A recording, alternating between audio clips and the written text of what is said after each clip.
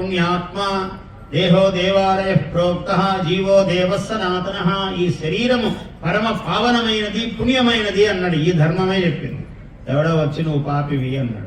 పిచ్చివాడ, నువ్వు నీకు పాపం ఎక్కడుంది, వాడెమ్మడి పడి తిరగొద్దు, వాడు చెప్పేవాడే పాపాత్ముడు. నీకు ఈ మాట ఎవడు చెప్తే వాడు పాపాత్ముడని గ్రహించు, కానీ నువ్వు పుణ్యాత్ముడివి, నువ్వు బోల్తా పడద్దు. వాడు చెప్పాడు. నీ పుణ్యం ఏమైందిరా? మీ తల్లిదండ్రులు పుణ్యం చేశారు, మీ తాతలు పుణ్యం చేశారు, లేకుంటే నువ్వెట్లా పుట్టావు?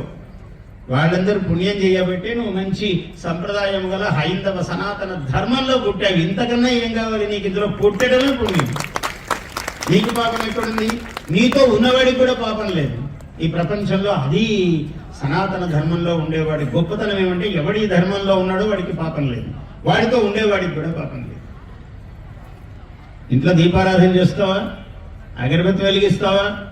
అగరబత్తి ధూమము అలా శివుడికి అర్పణం చేస్తావా? నమస్కారం చేస్తున్నావా?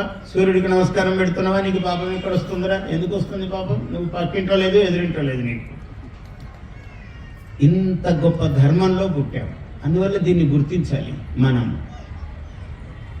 ఏదైనా ధర్మాచరణం అన్నది యజ్ఞము, యాగము, వ్రతము, దీక్ష, పూజ, హోమము.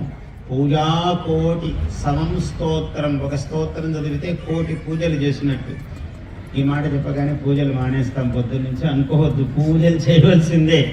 స్తోత్రం గొప్పదన్నామని వెంటనే పూజలన్నీ మానేయవద్దు, అంత తేలిక కాదు. ఎందుకంటే రెండో మెట్టు ఎక్కాం కదా అని ఒకటో మెట్టు తీసేసామనుకోండి, వాడు ఒకటో మెట్టు కూడా కాదు, నేల మీదకి పడిపోతాడు.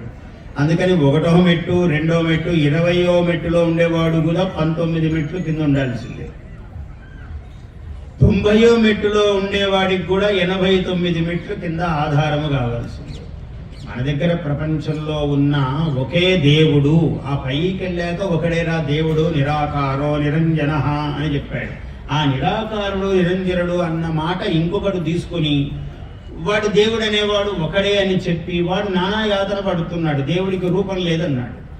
లేదన్న తర్వాత వాడు ఇంకా మెళ్ళో వేసుకోకూడదు, ఎదురుగా ఉండకూడదు. వాడు ఎంత హింస పడుతున్నాడో చెప్పడానికి లేదు. ఎందుకంటే దేవుడు ఉంటేనే వ్యవహారం నడుస్తుంది. ఇది మన వాళ్ళకి రహస్యం తెలుసు. ఇక్కడి నుంచి ఉన్నాడని మెట్లు కట్టుకుంటూ వెళ్ళారు.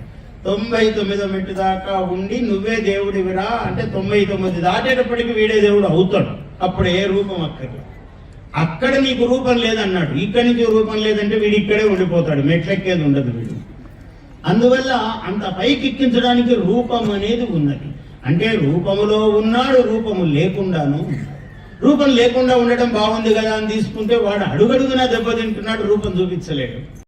Please subscribe to our YouTube channel. Like and share this video.